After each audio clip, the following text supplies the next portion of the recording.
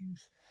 It's amazing to me that a lot of people are not into history. Like a lot of people are inquisitive and they want to know about why things are happening in the world, but they don't study history because history would manifest everything to people. Would teach people everything. If people study history, they would learn things. And I think it's a good rule of thumb to just study history if you're inquisitive about anything. Study history, and history will teach you stuff. Okay, and the reason why I'm saying that is because there's people that ask me, why is Jerusalem contested? Why is Jerusalem such a hotbed of activity? And why people been fighting for that plot of land, which is the size of Rhode Island, such a significant thing in our modern era?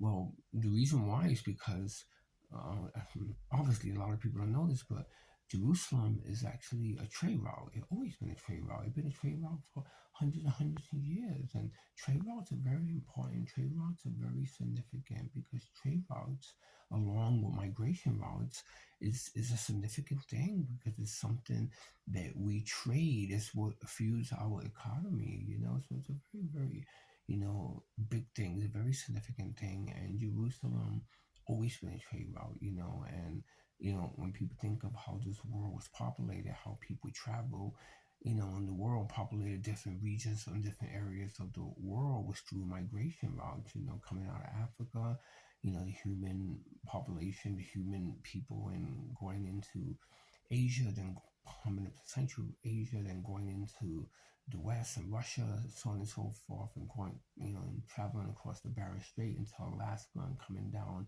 from Alaska to South America, so on and so forth, populating the earth. It's a very, very, important thing, migration routes. And along those migration routes or trade routes where people trade goods, where, that's how languages got mixed. That's how languages grew. It grew out of people mingling with other people who spoke different dialects and different languages.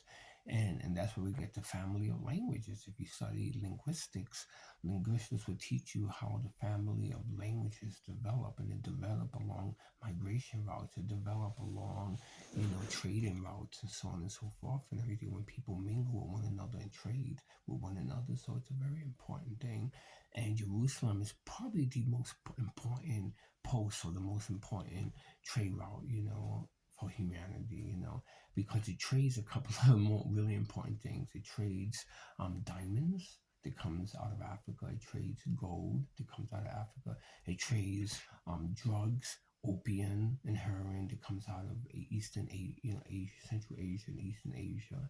And it once traded spices and silk, and we know about the silk trade and so on and so forth. And more importantly, it trades oil that comes from the Middle East kingdoms. So it's so important. People don't know that. So whoever controls Jerusalem controls the world.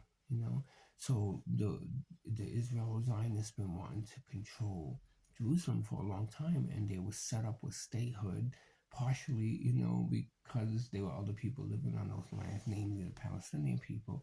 But they were set up nonetheless in 1948, and they've been pretty much militarily controlling, trying to control the totality of Jerusalem, but controlling Israel. And we control America, are really the ones that control it, because America controls the military of Israel. We really do. You can look at Israel. Israel is an annex. We annex Israel. And so America, so that's why they are our allies. That's why we have a shared common interest and values. It's not because American government loves Israel. It's because American government loves the land of Israel.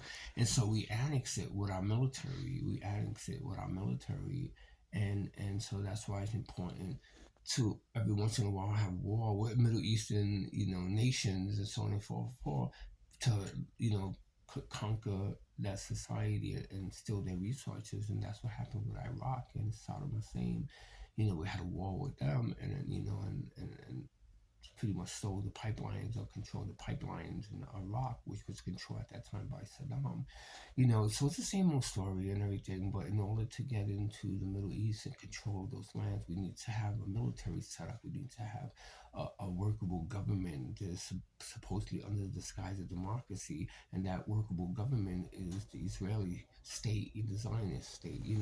So that's all part of history. Most people don't know that. People think it's just a fight between good and bad, good and evil, but really it has to do pretty much with stealing other people's land and stealing the resources of the land and also controlling the route, the trade route and stuff. And that's really what's behind it and stuff, and everything. And that's happening right now and stuff. And, it's a sad thing because people don't know what's going on. And I think one of the, if you think about the most powerful countries in America right now are the pharmaceutical companies. Everyone's hooked on drugs.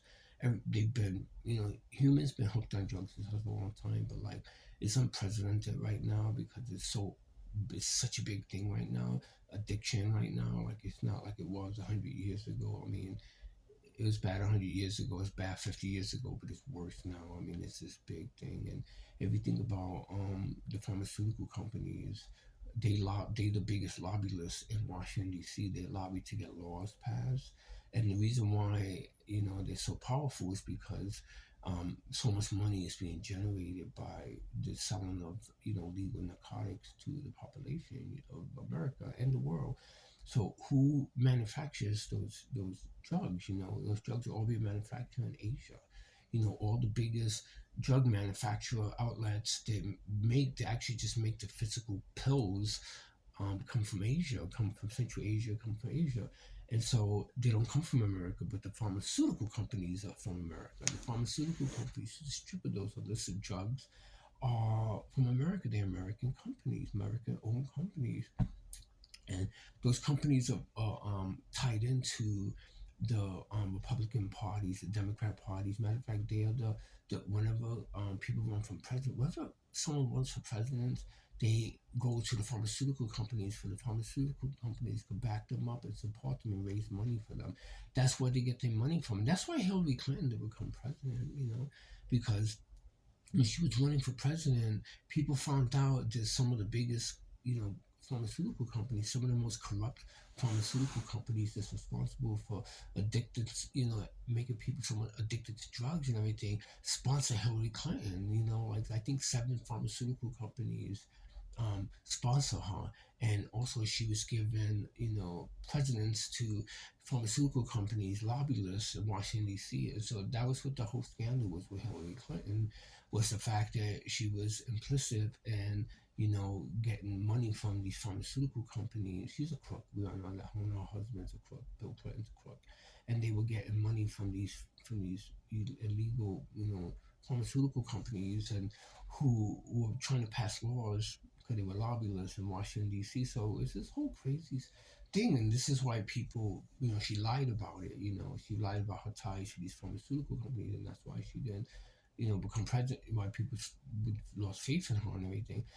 So these companies are evil. We all know that and everything. And they tied into Asia. They tied into shady deals with the Asian mob and the Asian cartels that make these drugs. Like in India, India is a big place for manufacture of drugs, illicit drugs, and so on and so forth.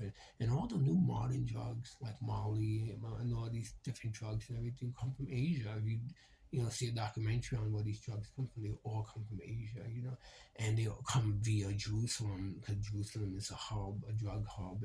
And back in the days, when England was controlling Asia and controlling India, it was because of opium. Opium was coming out of Asia, but where was it being distributed to the world? It was being distributed to the Middle East, to Jerusalem. It was a big hub for opium back in the days and stuff. And this is why England wanted to control Asia, and wanted to control India, and did control India, did control Asia. It's because of that the route, the trade route of opium was coming out of Asia and going into Jerusalem, And that was a part of history. That was 100 years ago. I mean, that happened all the way up into the 20s and 30s and stuff, all the way up into the 40s, actually. And but now it's different now. And so I mean, so I think people should know that. People just type in trade route, drug route, and a lot of information will pop up, and you can do your own research and everything. But it's really interesting that most people don't know that. Most people think that Jerusalem is only a religious site, and that's religious people fighting over that plot of land. Behind every religion, there's drugs. Behind every religion, there's wealth being generated. So of course, drugs are going to be tied into it. It's not going to be just about religion. Religion is going to be the front. It's going to be the excuse. Religion is going to be what people want to convince the population, because most people in the population have belief systems, or they believe in God, or they brainwashed to believe in God.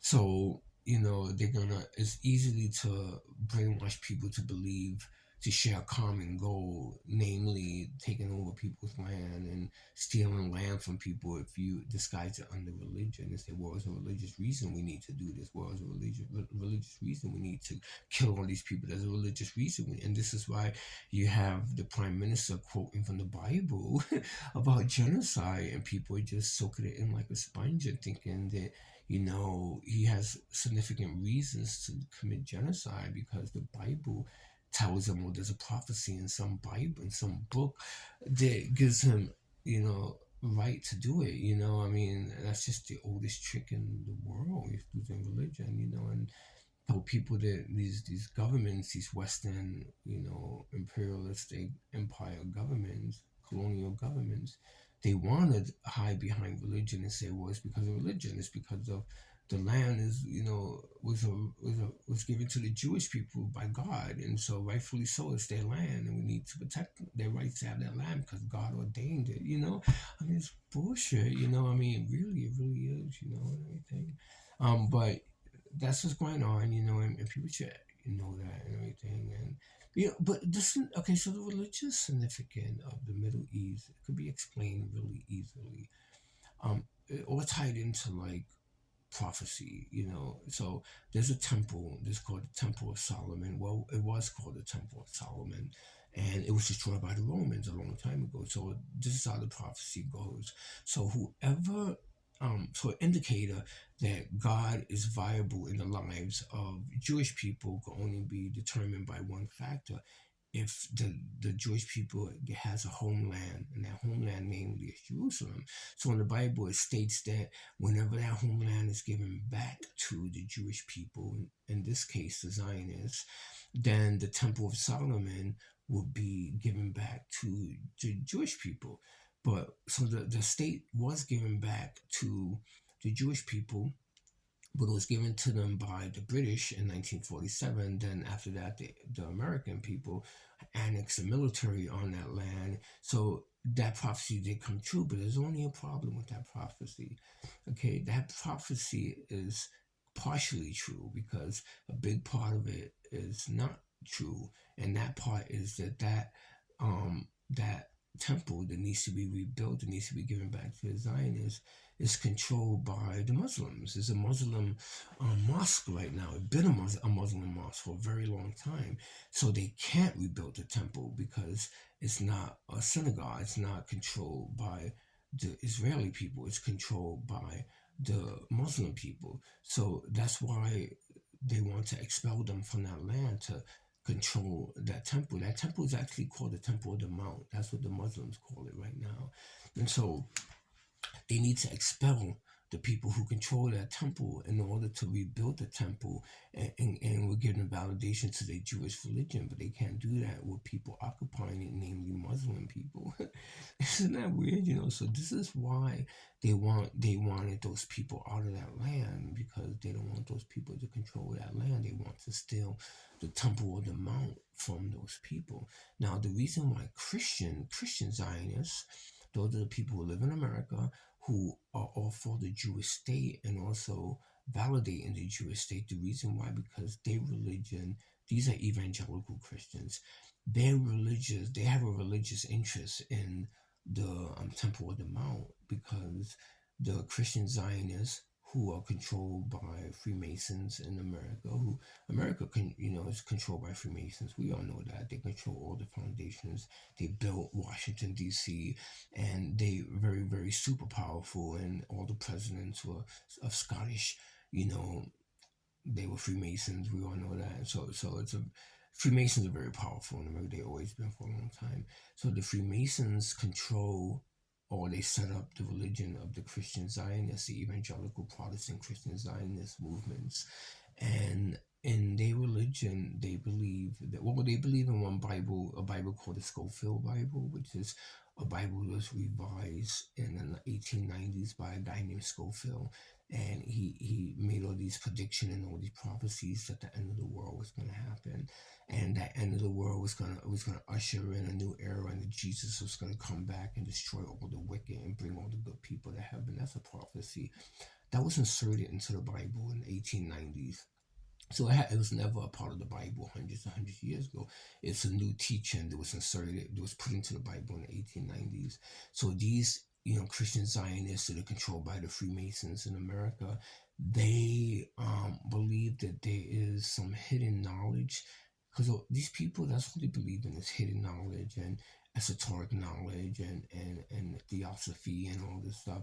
So they believe that there's a hidden knowledge, but that hidden knowledge is in the Temple of the Mount, and that hidden knowledge was distributed or written down by the Babylonians, which the Babylonians are the ones that started all religions. All monotheistic religions could be traced to the Babylonians.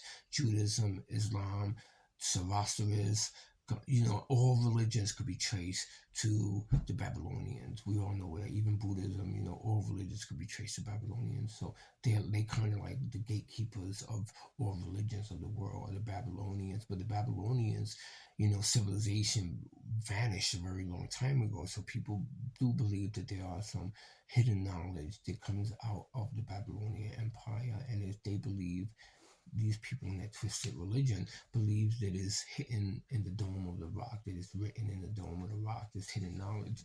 So as soon as they get that hidden knowledge, they're going to give these Freemasons everlasting life. I mean, this is really what they believe. You can research this and find it out for yourself. But they believe that if they get this hidden knowledge, the two things are going to happen. They're going to get everlasting life, and also that's going to usher in an era when Jesus will return and destroy the world. But this time Jesus is going to return as a warrior God, and he's going to destroy the wicked. That's what they believe. But the weird thing about it is these Christian Zionists who are Freemasons, or the Freemasons run these Christian Zionist churches that are all over America. Just type in Christian Zionists, and you study the history, how it developed, where it is, what it is, and stuff, and you find out information about it. It's really interesting. So when Jesus comes back and destroys the earth, what's weird about it is these Christian Zionists, they all support the Jerusalem churches, the Jewish Zionists, but they anti-Semitic actually, because they believe that Jewish people, for the simple fact that Jewish people are Jewish, they believe that they're going to go to hell because they crucified Jesus, and they believe that they're going to go to hell because they don't believe in Jesus and they're not Christian. That's what they believe. So those are the pure anti-Semitic people, all the Christian Zionists. But the Jewish people in Jerusalem don't know that. Oh, they do know that, but they ignore it because they need the Christian Zionists to be on their side, because they supply them with military stuff, or they support the military in order. So they need them to like support them, and they need them to help them, via military. But really, they're fully aware that the true anti-Zionists are these Christian, Zionists. Actually, those are the true anti-Semitic people, because they are anti-Jewish people getting into heaven. They really are, and that's the weird thing about this whole thing, is that that's never talked about, that's never explained to people, and everything. But that's what they believe and everything. So that's another reason why this land is contested, is because the Christian Zionists, the Jewish Zionists want to control the Temple of Mount, and they can't, because there's a Muslim mosque right now that's controlled by Muslims. So kill the Muslims, get the Muslims out and control that. So that's the religious significance of it, and also, like I explained, I prefaced it earlier by explaining the drug element is connected to it, also the natural element, the gold, diamonds, and oil, and everything. So just do your research, do some history, and you'll find out everything that I just explained in history is not hard to find. Just type in certain, words, and then all the information will come up if you're inquisitive about it.